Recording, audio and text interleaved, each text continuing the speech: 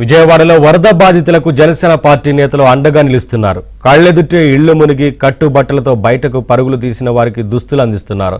మరింత సమాచారం మా ప్రతినిధి ప్రసాద్ అందిస్తారు.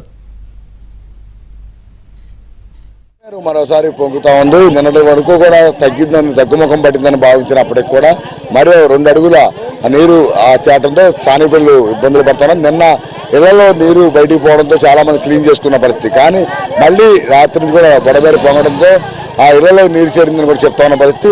మరోవైపు వాంబే కాలనీ చివరి వరకు కూడా చాలా మంది రాలేకపోవడంతో ఆ జనసేన ముఖ్యంగా ఈ మూలకి ఎవరూ రాలేదు. జనసేన నాయకులు ఈ రోజు ఇక్కడికి వచ్చి ఆహారంతో పాటు ఆ దుప్పట్లు, మహిళలకు అవసరమైన వస్త్రాలు కూడా అందిస్తా ఉన్న పరిస్థితి కనిపిస్తుంది. చాలా మంది ఇక్కడ చూస్తూ ఉన్నాం. మహిళలందరూ కూడా ఇప్పుడు మనకి ఏది అంతా కూడా మాట్లాడిన పరిస్థితి, ఎవరికి ఏది రాలేదని ఈ రోజు ఈ మూలకు కూడా ఎవరో రాలేదని కూడా చెప్తా ఉన్న పరిస్థితి కనిపిస్తుంది. మేడం చెప్పండి, ఈ రోజు ఇక్కడ ఇప్పటి వరకు ఎలా కార్యక్రమాలు అందిస్తా ఉన్నారు? దాదాపు 3 రోజులు తిరుగుతున్నారు. ఎట్లా ఉంది ఈ ఏరియాల పరిస్థితి? సార్ భయంకరంగా దారుణంగా ఉంది. ఎంత సహాయం అందినా కూడా, ఎంతమంది జన సైనికులు కానీ, టీడీపీ వాళ్ళు కానీ, ప్రభుత్వం కానీ ఎంత చేస్తున్నా కానీ ప్రజలకు సరిపడా అయితే అందట్లేదు. ఫుడ్ అయితే ఇస్తున్నారు, ఫుడ్ వేస్ట్ అయిపోతుందని చెప్పి మేము నైటీలు, చిన్నపిల్లలకి బట్టలు, దుప్పట్లు, మరి ఫుడ్, శానిటరీ నాప్కిన్స్ కూడా తీసుకొచ్చాము. కొంతమంది మహిళలు అడిగారు శానిటరీ నాప్కిన్స్ ఇవ్వండి, మా బట్టలను తడిసిపోయినాయని.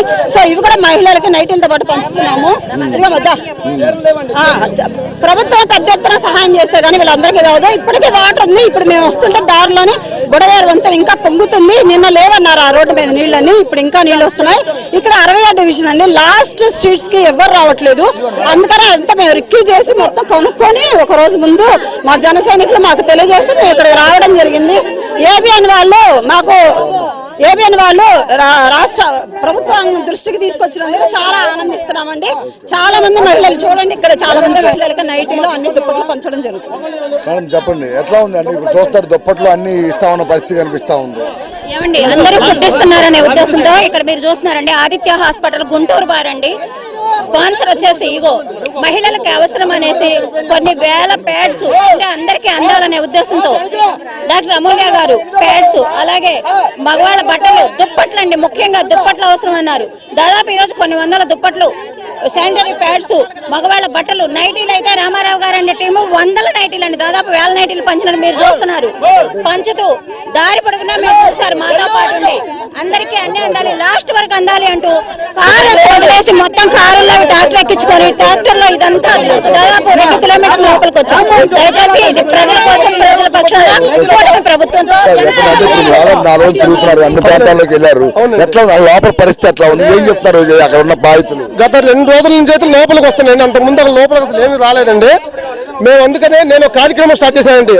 మన విజయవాడ మన ప్రజలు ఓన్లీ బట్టల కార్యక్రమం స్టార్ట్ చేశానండి. ఆ బట్టల కార్యక్రమం మా కృష్ణా జిల్లా నుంచి నేను పెట్టిన మెసేజ్ జిల్లాలు దాటి రాష్ట్రాలు దాటి వెళ్ళిపోయింది. నాకు హ్యూజ్ గా వస్తుంది కాల్స్ కానీ బట్టలు కానీ మొత్తం కలెక్ట్ చేస్తున్నాం. మా ఇంటి దగ్గరికి వచ్చి తీసుకొచ్చిస్తున్నారు. మొత్తం ఏరియాలకు వచ్చి డిస్ట్రిబ్యూట్ చేస్తున్నామండి. నిన్న 2 లక్షల రూపాయలు కొత్త బట్టలు పెంచాము. దాదాపు ఈ రోజు వరకు ఒక 3000 మందికి బట్టలు పెంచామండి. మేము 3000 మంది పెంచాము. ఇంకా వస్తున్నాయి.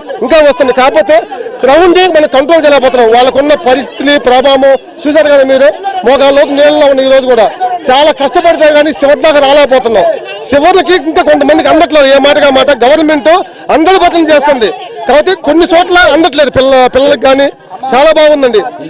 మన ప్రజలు, మన విజయవాడ, మన ప్రజలు మేము చేస్తున్న ప్రోగ్రామ్ ఓన్లీ బట్టలే చేస్తున్నాం. అందరూ అన్ని చేస్తాం, మేము బట్టలే చేస్తున్నామండి మొత్తం ఫస్ట్ నుంచి. Thank you. ముఖ్యంగా చూస్తున్నాము ప్రధానంగా వరద ముంపు బారిన పడిన వారందరూ కూడా మొత్తం ఇంట్లో ఉన్న బట్టలు మొత్తం పాడైపోయిన నేపథ్యంలో వారికి వస్త్రం అందించిన జనసేన కార్యక్రమం శ్రీకారం చుట్టింది. మొత్తం వివిధ దాతల ద్వారా సేకరించిన బట్టలన్నీ కూడా లోపల ప్రాంతాలకు తీసుకొచ్చి వాళ్ళందరికీ నైటీలు కావచ్చు, దుప్పట్లు కావచ్చు, ఇతర వస్త్రాలన్నీ కూడా అందజేస్తున్న పరిస్థితి కనిపిస్తూ ఉంది. ఇదే విధంగా దాతలు అందరితో కూడా మొత్తం ఈ విధంగా సహాయం అందిస్తున్నారు కూడా వారు చెప్తున్నారు. రామ్ ప్రసాద్తో వరప్రసాద్, ఏబీ ఆంధ్రజ్యోతి, విజయవాడ.